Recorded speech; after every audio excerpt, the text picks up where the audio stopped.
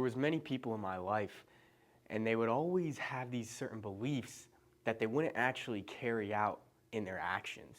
And I always kind of wondered, why was it that people did this? Is this like a thing? Like, why do people say one thing and then do the exact opposite? And I found that there is something in psychology called cognitive dissonance, a famous phenomenon. It's the unpleasant tension state of awareness that belief and your action are inconsistent. It goes something like this. So let's say I have my belief up here. And my belief is that I think that smoking cigarettes is unhealthy. And then my action is that I smoke cigarettes. So our cognitive dissonance would be right here in the middle. And this is that tension. Ready? So we have two solutions here. We have our solution line, and then we have our beliefs and our actions taken. And what happens is we can either change the action or we can change the belief.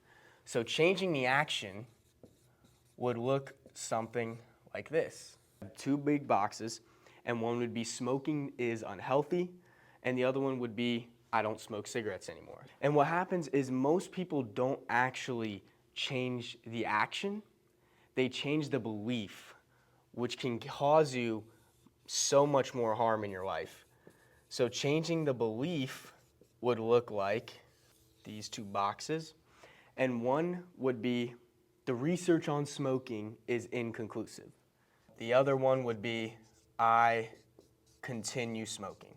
And this is what happens when most people try to change habits, is they have this cognitive dissonance because they don't actually change the action here.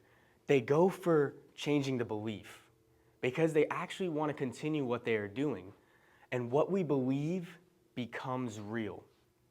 If I tell you to look around in the room right now, for everything that is brown, and you go ahead and look around in the room, you're probably going to say some beige stuff is brown just to feel successful. You're going to call stuff like that. But if I asked you, now tell me everything that you saw that was yellow or red or any other color besides brown, you wouldn't be able to tell me. Why? Because what you believe is what you backed up. You looked for it. Like I said, you called some beige stuff brown. You called different shades of things brown because of the belief that you had. You were looking for brown and you wanted to feel successful, so you're going to back that belief. And that's what most people do, is they try to start from not the root cause. They try to not start from the belief. They try to just start with the action. Oh, I'm going to change the action, even though their belief is inconsistent. This is the cognitive dissonance.